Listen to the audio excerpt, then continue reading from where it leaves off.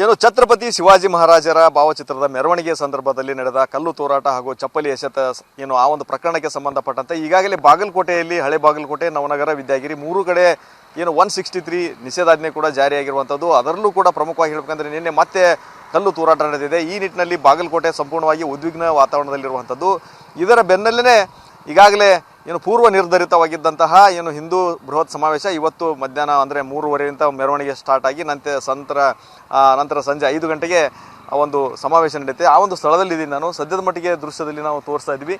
ಇದು ಏನು ಬಾಗಲಕೋಟೆಯ ನವನಗರದ 52ನೇ ಸೆಕ್ಟರ್ನಲ್ಲಿರುವಂತಹ ಒಂದು ಪ್ರದೇಶ. ಇದೇ ಜಾಗದಲ್ಲೇ ಏನು ಬೃಹತ್ ಹಿಂದೂ ಸಮ್ಮೇಳನ ನಡೆಯುತ್ತೆ. ಅಂದರೆ RSSಗೆ 100 ವರ್ಷ ಆದ ಒಂದು ಸಂಭ್ರಮದ ವಿಚಾರಕ್ಕೋಸ್ಕರ ಈ ಒಂದು ಹಿಂದೂ ಬೃಹತ್ ಸಮಾವೇಶ ಇಲ್ಲಿ ಈಗಾಗಲೇ ನಡೀತಾ ಇರುವಂಥದ್ದು. ಇದಕ್ಕೆ ಪೂರ್ವ ನಿರ್ಧಾರಿತವಾಗಿಯೇ ಈ ಒಂದು ದಿನಾಂಕ ಕೂಡ ಘೋಷಣೆ ಆಗಿತ್ತು. ಅದೇ ಪ್ರಕಾರ ಈಗ ಸ್ಥಳದಲ್ಲಿ ಅವರು ವೇದಿಕೆಯನ್ನು ಕೂಡ ಹಾಕಿದ್ದಾರೆ. ವೇದಿಕೆ ಮೇಲೆ ಸುಮಾರು ಒಂದು 5 ಗಂಟೆಗೆ ಈ ಒಂದು ವೇದಿಕೆ ಕಾರ್ಯಕ್ರಮ ನಡೆಯುತ್ತೆ. ಅದಕ್ಕಿಂತ ಮುಂಚೆ ಮಧ್ಯಾಹ್ನ 3:30 ಬಾಗಲಕೋಟೆ ಅಂದರೆ ಉದ್ಭವ ಗಣಪತಿ ಮೂರ್ತಿ ಏನಿದೆ ನವನಗರದಲ್ಲಿ, ಅಲ್ಲಿಂದ ಬೃಹತ್ ಮೆರವಣಿಗೆ ಮೂಲಕ ಹಿಂದೂ ಕಾರ್ಯಕರ್ತರು ಎಲ್ಲರೂ ಕೂಡ ಹಿಂದೂ ಪರ ಘೋಷಣೆಗಳನ್ನು ಕೂಗುತ್ತಾ ಈ ಒಂದು ಸ್ಥಳಕ್ಕೆ ಮೆರವಣಿಗೆ ಮೂಲಕ ಬರ್ತಾರೆ. ಬಂದು ನಂತರದ ಸಂದರ್ಭದಲ್ಲಿ ಇದೇ ಸ್ಥಳದಲ್ಲಿ ಏನು RSSನ ಪ್ರಮುಖ ಮುಖಂಡರಾದಂಥ ಹನುಮಂತ್ ಮಳಲಿಯವರು ಕೂಡ ಭಾಗಿಯಾಗಿ ಭಾಷಣವನ್ನು ಮಾಡಲಿದ್ದಾರೆ. ಈ ನಿಟ್ಟಿನಲ್ಲಿ ಸಂಪೂರ್ಣವಾಗಿ ವೇದಿಕೆ ಕೂಡ ಸಿದ್ಧ ಆಗಿದೆ ಮತ್ತು ವೇದಿಕೆ ಅಕ್ಕಪಕ್ಕ ಈಗಾಗಲೇ ಬೃಹತ್ ಕಟ್ಟಡಗಳು ಕೂಡ ರಾರಾಜಿಸುತ್ತಿರುವಂಥ ದೃಶ್ಯವನ್ನು ಕೂಡ ನಾವು ಗಮನಿಸ್ತಾ ಇರ್ಬೋದು. ಅದರ ಜೊತೆಗೆ ಹಿಂದೂ ಕಾರ್ಯಕರ್ತರು ಈಗಾಗಲೇ ಬಂದು ಇಲ್ಲ ವೇದಿಕೆ ಸಿದ್ಧಪಡಿಸುವಂಥ ಕಾರ್ಯವನ್ನು ಮಾಡ್ತಾ ಇದ್ದಾರೆ. ಅವ್ರನ್ನೂ ಮಾತನಾಡ್ಸೋಣ ಏನು ಹೇಳ್ತಾರೆ ಅಂತಂದು ಈ ವಿಷಯವಾಗಿ. ಈಗಾಗಲೇ ನಿಷೇಧಾಜ್ಞೆ ಕೂಡ ಜಾರಿಯಾಗಿರುವಂಥದ್ದು. ಸರ್, ಈಗ ಒಂದು ಕಡೆ ಮೊನ್ನೆ ಕಲ್ಲು ತೂರಾಟ ಪ್ರಕರಣದಿಂದ ನಿಷೇಧಾಜ್ಞೆ ಜಾರಿಯಾಗಿದೆ. ಅದರಲ್ಲಿ ಮೊದಲೇ ಇದು ಆಲ್ರೆಡಿ ಫಿಕ್ಸ್ಡ್ ಪ್ರೋಗ್ರಾಮು.